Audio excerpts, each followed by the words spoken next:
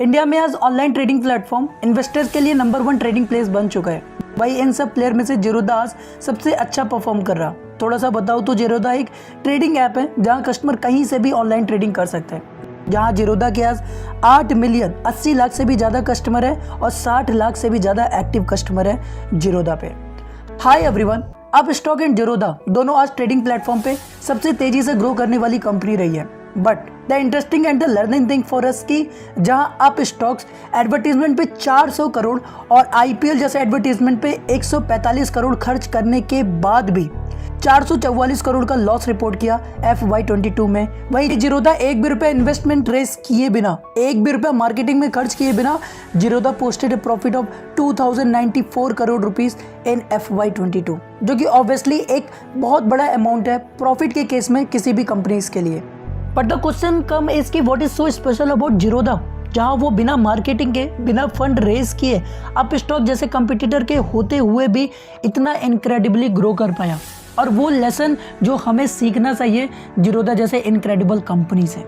So coming on, अगर आज आप इस डिजिटल वर्ल्ड में किसी भी कंपनीज को देखोगे तो हर कोई पैसा बर्न कर रहा है सिर्फ कस्टमर को एक्वायर करने में और इनको रिटेन करने में। और ये जायज़ भी रहा है बहुत से बिजनेसेस के लिए, जैसे फॉर एग्जांपल गूगल पे या क्रेड, जहां गूगल पे जैसे कंपनीज ने करोड़ों पैसा खर्च किया सिर्फ उनके ऐप को डाउनलोड करने के लिए और रजिस्टर करने के लिए।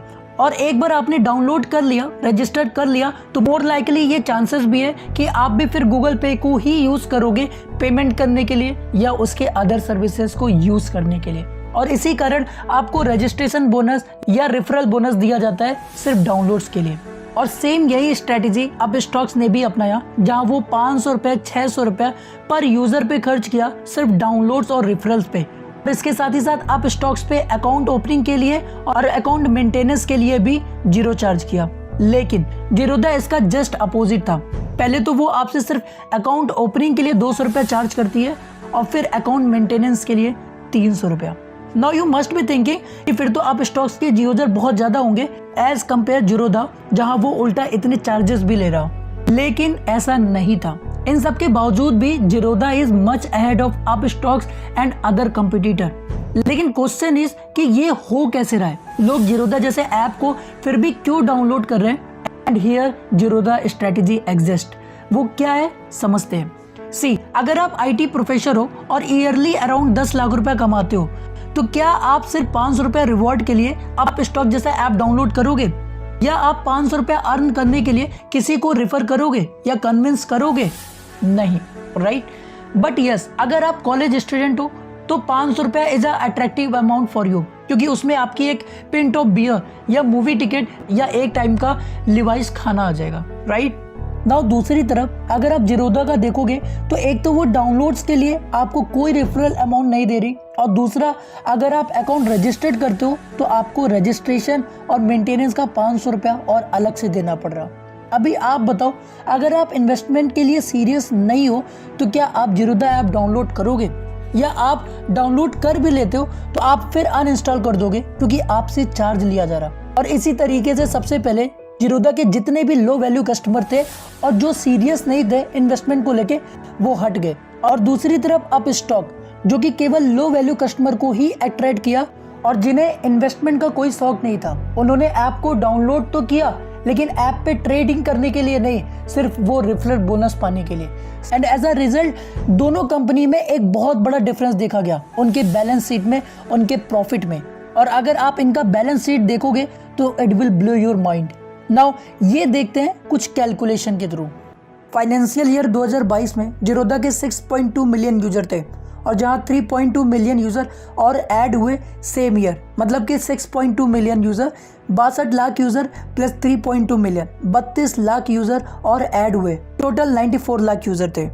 और वही अप स्टॉक्स के 5 मिलियन यूजर थे, जहां 2.4 मिलियन और ऐड हुए सेम ईयर में, मतलब कि 5 मिलियन 50 लाख यूजर और 2.4 मिलियन 24 लाख यूजर और ऐड हुए, टोटल 74 लाख यूजर। और इन 74 लाख यूजर में से 65% यूजर रेफरल के थ्रू आए थे, जिसपे अप स्टॉक्स ने हर यूजर पे 500 रुपये बंद किए। सो 74 लाख का 65% 48 लाख, और इन हर एक 48 लाख यूज़र पे 500 रुपया कैश दिया गया as a referral amount. So total 240 crore plus IPL advertisement के लिए 145 करोड़ रुपए का कैश बंद किया गया। So total 240 crore plus 145 crore is equal to 385 crore रुपया कैश बंद किया गया।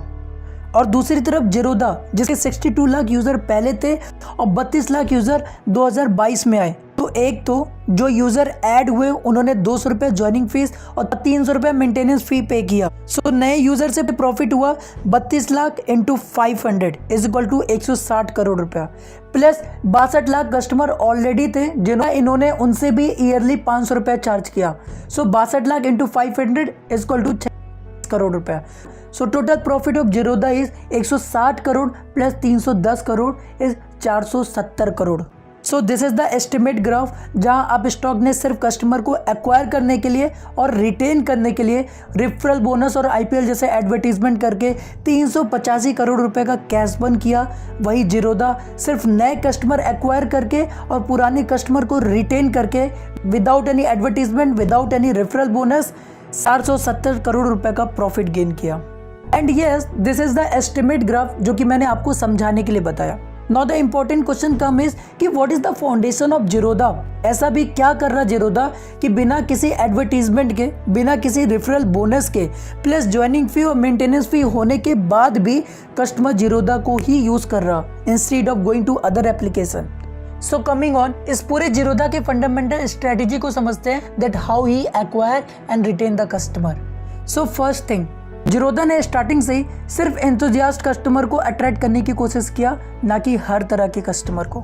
या एंथुजियास्ट मतलब कि जो एक्चुअल में ट्रेडिंग के शौकीन हो, जिरोदा ने सिर्फ उन पे फोकस किया।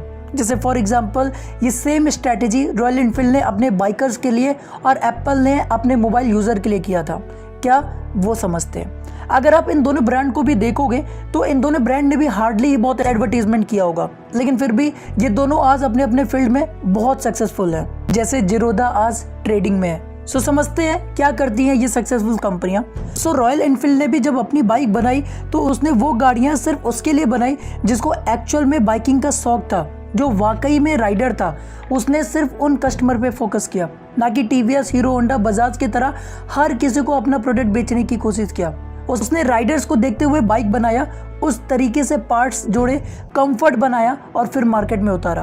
और आज मिडिल क्लास के लिए सबसे महंगी गाड़ी होने के बाद भी उन्हीं लोगों के लिए मोस्ट सेलिंग बाइक रही है। और सेम वही एप्पल ने भी किया, जहां उसने सारे कैटेगरी के लिए मोबाइल नहीं बनाया, सिर्फ उनके लिए बनाया जिसे हाई सिक्योरिटी चाहिए थी, हाई क्वालिटी स्पेसिफिकेशन चाहिए था। उन्होंने कभी भी लोअर कस्टमर पे फोकस किया ही नहीं। And today you know the craze of iPhone. और सेम यही स्ट्रेटेजी जिरोदा ने भी फॉलो किया। उसने शुरुआत से ही ऐसे कोई कस्टमर पे फोकस किया ही नहीं जिसे ट्रेडिंग करना ही ना हो, क्योंकि उन्हें बहुत अच्छे से मालूम था कि वो एडवर्टीजमेंट करके, रेफरल बोनस देके कस्टमर को एक्वायर तो कर लेंगे, लेकिन उन्हें रिटेन नहीं कर पाएंगे, जो कि आज आप स्टॉक्स ग्रो और अदर ऑनलाइन ट्रेडिंग प्लेटफॉर्म के साथ हो रहा है।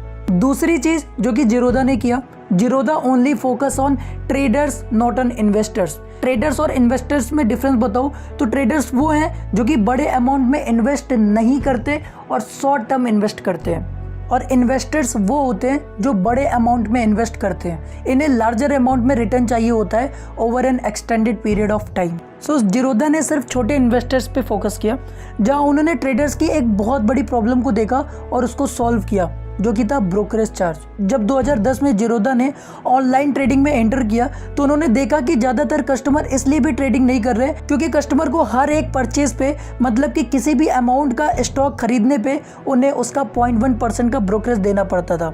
चाहे कस्टमर 1000 का ट्रेड कर रहा है या 1 करोड़ का, उस पर उन्हें उस अमाउंट का 0.1% का ब्रोकरेज देना पड़ता था।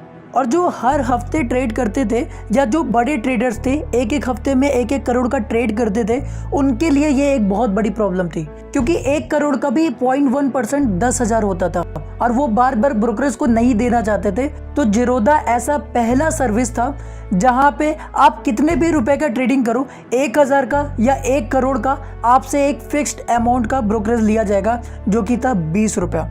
और ये एक बहुत बड़ा टर्निंग पॉइंट था जीरोधा के लिए, जहां इसके कारण हुआ क्या कि जितने भी रेगुलर ट्रेडर थे और दूसरी जगह पे वो सारे उठ के चले आए इस प्लेटफॉर्म पे और एक दूसरे को बताने लगे इस सर्विस के बारे में। सो इन बिजनेस स्ट्रेटजी से उनका बहुत वर्ड ऑफ माउथ भी हुआ, फ्री ऑफ मार्केटिंग हुई और उन्होंने एक अच्छा खासा कस्टमर बेस बना लिया था। एंड तीसरा मोस्ट पावरफुल स्ट्रेटजी, जो कि ऑब्वियसली कंपनी का एक विजन भी था, जहाँ पे उन्होंने कभी भी कस्टमर से पैसा कमाने की कोशिश नहीं किया, हमेशा कस्टमर को पैसा कमवाने की कोशिश किया। जहाँ उनका कभी भी ये मोटिव नहीं रहा कि जल्दी जल्दी कस्टमर से पैसा कमाया जा सके, जहाँ बाकी ब्रोकर्स का ये मोटिव रहता था कि जल्दी जल्दी ट्रेड कराओ, जितना ब्रोकरेज मिल सके इससे निकाल लो। लेकिन जीरोधा बहुत स्मूथली अपने विजन के साथ चला। उन्होंने बहुत पहले से ये ऑब्जर्व कर लिया था कि ये पैसे का मामला है और अगर कस्टमर ने गलत ट्रेड किया, गलत जगह पैसा लगाया, उसका नुकसान हुआ तो वो ये प्लेटफॉर्म छोड़ के चला जाएगा, क्योंकि जरूरी नहीं है जो भी यहाँ ट्रेड करने आ रहा है उसके पास बहुत फालतू के पैसे हो या ट्रेडिंग का बहुत नॉलेज हो। कस्टमर इनिशियली आता है और थोड़ा सा भी नुकसान होने पे वो इसे यूज नहीं करेगा। सो इस प्रॉब्लम को देखते हुए जीरोधा ने हर ट्रेडर्स को और अदर यूजर्स को फ्रीली फाइनेंशियली एजुकेट किया, स्टॉक मार्केट के बारे में फ्री क्लासेस दिए, कैसे स्टॉक्स को खरीदे, कैसे कंपनी को रियलाइज करे, स्टेप बाय स्टेप बताया कि कैसे ट्रेडिंग करें। और इस तरीके से उन्होंने मोस्टली ट्रेडिंग पे कस्टमर का प्रॉफिट कराया और साथ ही साथ उसी ट्रेडिंग से कुछ ब्रोकरेज लेके अपना भी प्रॉफिट कराया और इस तरीके से ये पूरी कंपनी प्रॉफिटेबल बनी और आज भी प्रॉफिटेबली रन कर रही है। So from the whole case study the thing we need to learn कि हाई क्वालिटी प्रोडक्ट और उसकी हाई क्वालिटी सर्विस ही बेस्ट एडवर्टीजमेंट होती है किसी भी कंपनी के लिए, क्योंकि आज फंडिंग उठाना is not a big deal और आप कैश बंद करके कस्टमर एक्वायर तो कर लोगे लेकिन लॉन्ग टर्म में उन्हें रिटेन नहीं कर पाओगे और उल्टा आप खुद लॉस में जाओगे। So making the best product and giving the best service should be the ultimate priority for any company. So that's it for this video. Hopping video से आप लोगों को कुछ नॉलेज मिला हो, इस पूरे बिजनेस केस स्टडी से आपको कुछ सीखने को मिला हो and the most important video अच्छा लगा हो, कुछ नॉलेज मिला हो तो चैनल को सब्सक्राइब भी कर लेना। आगे भी ऐसी ही वीडियोस आती रहेंगी। तब तक के लिए थैंक यू सो मच। मिलते हैं अगले वीडियो में।